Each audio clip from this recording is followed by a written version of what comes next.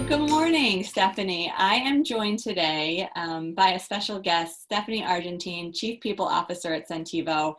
And I am particularly excited to talk to you, Stephanie, given your wealth of experience in the world of HR, and I want to learn more about your new role. But thanks so much for carving out a couple minutes this morning to chat. I'm really excited to be here. I love you guys and the team over there, and it's always good to talk about what I think about HR. I think it's a great role to be in, and it's a good time to be in the people function. So glad to be here. Absolutely. So we were just chatting before we kind of hit record in this formal conversation about your experience in this Chief People Officer role, but mainly around your thoughts about the changing, evolving, or maybe not so evolving, just ever-present role of a manager. And I think it is particularly important that we focus on leadership, communication, and management in today's virtual setting. So I wanted to start there, Stephanie, if we could kind of get your perspective on the role of a manager as a coach, in particular, how leaders like yourself, colleagues, other HR leadership people can focus on optimizing managers in this virtual setting when we can't benefit from the organic water cooler, that teachable moment type opportunities. Yeah. I think I've been teaching a class at UB for a while that's sort of nicknamed The Future of Work. And most of the students in the class are not actually heading down an HR path. And one of the main things that I want them to take away from the class is that they all aspire to management roles for the most part. And to get them to understand the critical role that they have as a manager that's independent really of what HR designs or builds in terms of processes. And so some companies have great HR, some companies have evolving HR, but that role of a manager is critical in every single organization. And one of the things that I think is incredibly important, and it's one of the things that we're working on at Sentivo, is how do you cascade messages into the organization? At Sentivo, we're on a growth trajectory right now where we've gone from being a relatively small sort of craft type culture where everybody knew each other and could see each other, both because we were in the office and because of our size. Mm-hmm. And now we've got two different aspects that have changed. Our fast growth means we're adding people really rapidly. I think I've been with the company 14, 15 weeks, and we've added about 30 people since I joined. Yeah. Which is like 50% of how big we are when I started. So, that's just a lot of growth for a company to absorb. And then at the same time, the remote situation adds a layer to that. And I think, if managers do nothing else but communicate what they know and understand about company priorities and what that means for their team in terms of the work that they need to be focusing on, that's critical work that nobody other than a manager can do. Leadership has a role in sort of setting the tone and setting a leadership level communication of that, but managers need to carry that into their team and say, given what we're working on as a company, here's what we need to do as a team. And then in each of their individual conversations, coach and help their team with executing against their own individual deliverables. So it's critical. It's critical work. I couldn't agree more. I mean, that you phrase it in this article that you wrote about the key role as a manager of a coach. And I believe a coach's role really is to dictate and outline a game plan. As comfortable as one may be operating in ambiguity, we all have varying levels of comfort in those types of environment. Fundamentally, people want structure to a degree and need to understand, what does the game plan look like? How do I fit in? Ever more so now that we can't lean on our desk mate or our colleague, on the other side of the office. So I really appreciate that perspective, and I think you can't articulate it enough because it's so important. People kind of crave that. Yeah. And I think one of the I teach a lot of students that are about to launch into their career for the first time, their first professional job.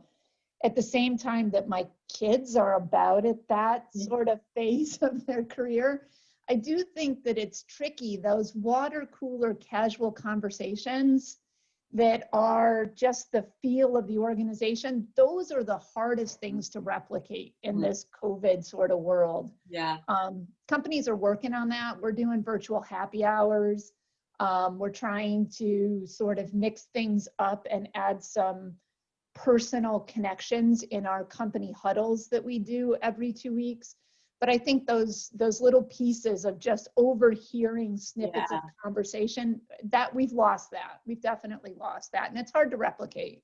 It is, yeah. And I'm curious how that will play out longer term, because I think those little organic, unplanned interactions and collisions help culture and team bonding. And I applaud, and we're trying to do the same things in terms of creating more scheduled events to ensure that people are talking when they normally never would in daily interactions. But I do wonder how that's going to affect just longer term teamwork and collective, just feeling connected to a mission when you're not just able to absorb it naturally. So we'll see, but I think leaders need to continue despite feeling maybe a little fatigued by the whole Zoom get together. It's really important. It's critical. Yeah. It strikes me as you and I were talking that there's a change theory by a guy named Lewin that is essentially organizations are sort of static, and he uses the phrase frozen, and that you unfreeze an organization to do some change, and then you need to freeze it back again to stabilize it.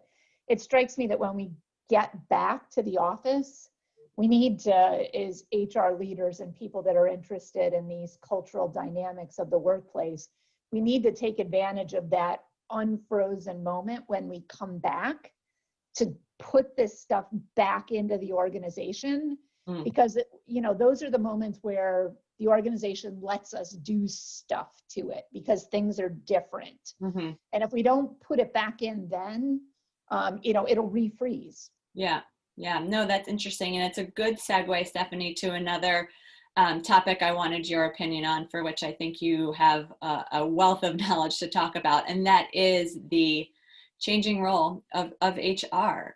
When you talk about who's responsible for ensuring certain habits or certain trends happen, that tends to fall on HR. And from my perspective, and we've talked about this at SelectOne, and I know you've talked about this a lot, how the role and just basic function of HR is changing from a traditionally maybe reactionary administrative support, let's make sure nothing bad happens, or let's make sure change doesn't happen, isn't too disruptive, to a position of forward-thinking strategy. If this COVID crisis has amplified anything, it is truly the importance of HR and focusing truly on people well-being. So give me your perspective on that, because you've had a long career in a number of different organizations within HR, and I'm sure you've seen a lot. Yeah, it's interesting because I was thinking as we were getting ready to have this conversation, I came in to HR not having come up through the ranks of HR roles. And when I talk to my HR classes, one of the things I talk about is there's kind of a continuum within the HR function, in terms of, you could think of it as compliance, transactional to strategic, more open, gray sort of stuff. I came in and have not worked in those early roles where there had to be a lot of focus on transactions and compliance. And it's probably a good thing for the organizations that I joined, because that doesn't naturally fit my sort of temperament and style. I'm more of a gray, how might we sort of thing. So I think the tricky part is that in the HR functions that I've been a part of, we've worked really hard to not be the no police. And I think that helps us from having a connection to the business where they trust us with helping them work on the problems and the challenges they're having. if they come to us and they're expecting a no, we can't, versus a how might we, what is the problem you're trying to solve? Those kinds of things are just totally different ways of looking at the problem. I also wonder from my own career path, I started out college as a math major. I didn't graduate in math, but a lot of my HR roles have had a data and a technology and the HRIS system and a dashboard. So almost through my entire career, one thing that's been consistent has been leveraging the technology to get us the data that we need. And that's one of the things that we're building first at Sentivo. In terms of the first hire that I have is an HRIS person to help me build out the HR function. It's me and this one person that's helping me build out HRIS. I mean, obviously we're both doing lots, but we're starting from a tech. Yeah, that's interesting. You don't often hear that it's traditionally a benefits person or maybe a payroll person. I know that all plays into HRIS, but it's encouraging to hear, because this is just the way of the world, COVID or not, data-driven decisions, data-driven insights. And I feel like HR is usually the last kind of function or last group to adopt that. But almost the most important. When people are your most important asset, you need to understand what's happening with them and why things are occurring with, like, again, that important piece of capital, which is the human component. So I love to hear that that's the direction, that's just fundamentally what you believe and what you're trying to champion in this new role at Sentivo.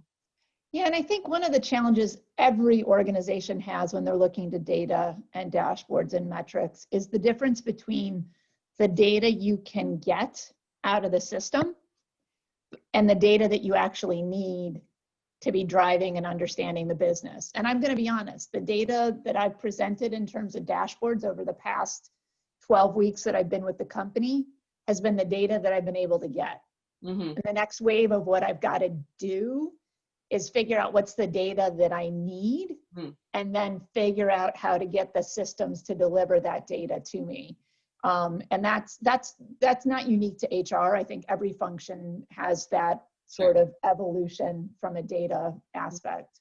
In your the kind of pools that you are in your networks, have you noticed though that other leaders have begun to adopt or understand that HR is more than just what we just alluded to, as in this kind of more static, transactional, and they've really come to, I don't like using a seat at the table, it feels a little overused, but have really understood why HR needs to be this forward thinking, more strategic function. I'm wondering if other leaders in our community are really starting to have that light bulb type realization.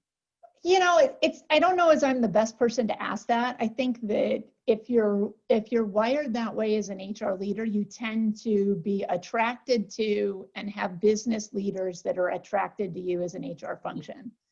And so, you know, when I said at work that I was going to be doing this podcast with you guys, our CEO was like, oh yeah, that's great, because HR leaders are business leaders, they're business people. And so I think that, you know, I'm lucky in that the business leaders that I've worked with have been wired that way. And so my universe has been almost 100% people that think about HR that way in my roles.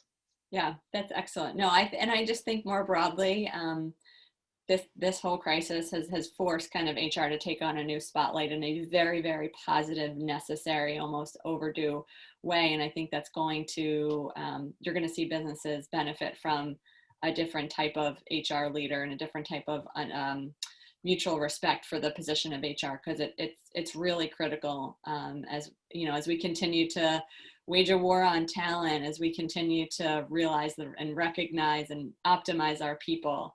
And then use data to make decisions about processes and systems and culture. I think it's all really quite critical. Yeah, I think one of the things as HR leaders that we need to be keeping an eye out for is the role that we've had has always been somewhat dependent upon what the labor market looks and feels like. When the labor market gets really tight and it's really hard to find good talent, the organization tends to leverage us and listen to us more in terms of what all of those other aspects of the organization and the culture and the people function we need to be thinking about. When the labor market gets a little bit more open so that there's more talent available, if we're not careful, we can be sort of stepped back a role in terms of our level of influence. And I think that the labor market right now is incredibly important for us to stay out in front of, because we've got two things that we need to think about. There's still I hate to use the phrase war on talent. I mean, that's not, but we know what that means. So if we use that phrase within a certain segment of certain roles, it's still a very much, it's still very much a seller's market in getting those folks on board. I think those of us that are in companies where we've got the ability to do something there, it's a both and. We need to be working to do everything we can to get those folks back in the labor force, because it's the right thing to do.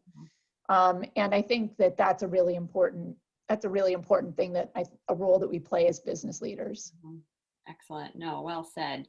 Well, this was fantastic. I know it was brief, but I want those that are going to watch this to really invest in the full conversation, because I think there's much to be learned and gleaned. And that is the whole impetus really for this podcast conversation series, is to kind of amplify voices of people that you may not normally have the chance to interact with in a more virtual setting. And that was our thought process here, to use our network to connect those that don't normally connect. So thank you, Stephanie, for taking the time.